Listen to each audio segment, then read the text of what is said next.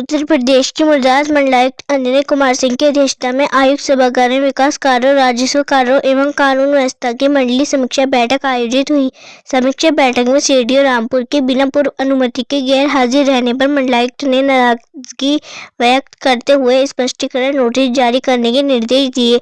उन्होंने कहा कि प्रत्येक जिले में सीडीओ की देखरेख में विकास खंडवार सरकार की विभिन्न कल्याणकारी योजनाओं और कार्यक्रमों की प्रगति और क्रियान्वयन की संभावनाओं को लेकर वास्तविक आंकड़े तैयार कराए जाएंगे।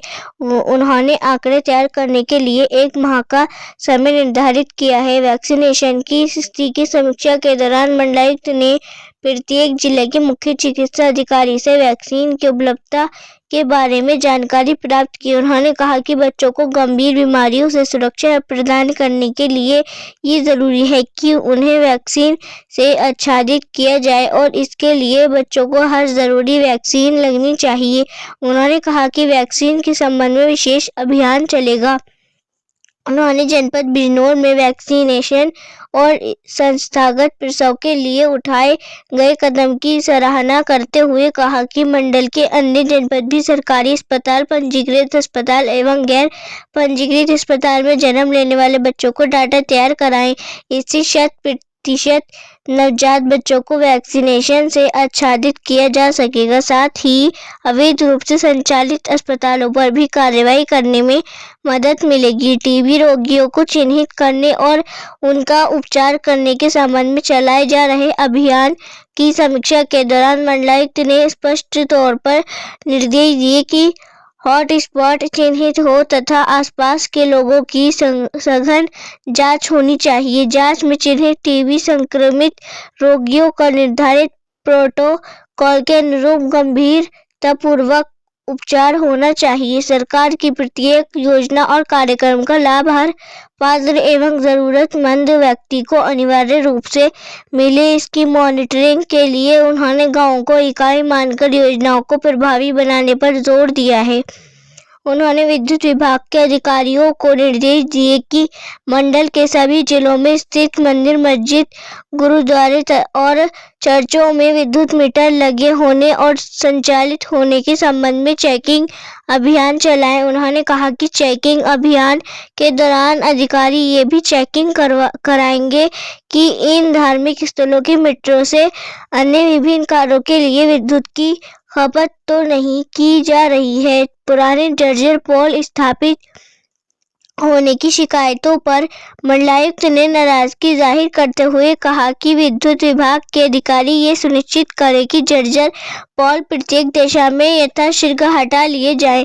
उन्होंने कहा कि जल संचयन के क्षेत्र में मंडल में काफी संभावनाएं हैं।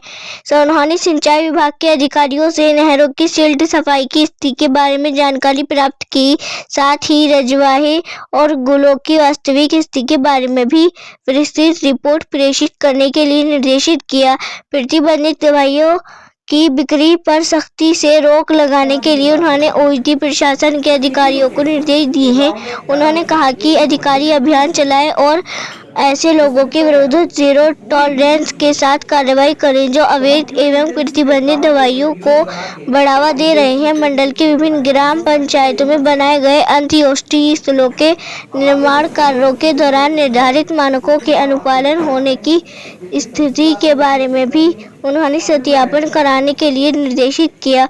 उन्होंने कहा कि ऐसे प्रकरण सामने आ रहे हैं जिनमें राजस्व अभिलेखों में तो चरागाह के तौर पर जमीन आरक्षित है, परंतु उन जमीनों पर अवैध कब्जा अथवा अतिक्रमण है। ऐसे सभी मामलों को चिन्हित करके उन जमीनों को अवैध कब्जा मुक्त कराया जाए। उन्होंने कहा कि मुख्यमंत्री द्वारा स्पष्ट तौर पर निर्देश दिए गए हैं कि ठंड से बचाव के लिए रैन बसेरे संचालित किए जाए। साथ ही जरूरतमंद लोगों को कंबल भी वितरित किए जाएं। कंबलों की गुणवत्ता को लेकर उन्होंने कहा कि सभी जिलाधिकारी कंबलों की गुणवत्ता के संबंध में विशेष सतर्कता बरते तथा निर्धारित मानकों वाले कंबलों का ही वितरण किया जाए। जिलाधिकारी सहित अन्य प्रशासनिक अधिकारी समय समय पर रैन बसेरों का औचक रूप से निरीक्षण करते रहें और ये सुनिश्चित करे कि कोई भी व्यक्ति खुले आसमान के नीचे रात व्यतीत न करे। इस अवसर पर पुलिस उप महानिरीक्षक मुनिराज के साथ ही मंडल के सभी जिलों के जिलाधिकारी, पुलिस अधीक्षक एवं अन्य संबंधित अधिकारी गण मौजूद रहे। मुर्दाबाद से अब्दुल रहीम।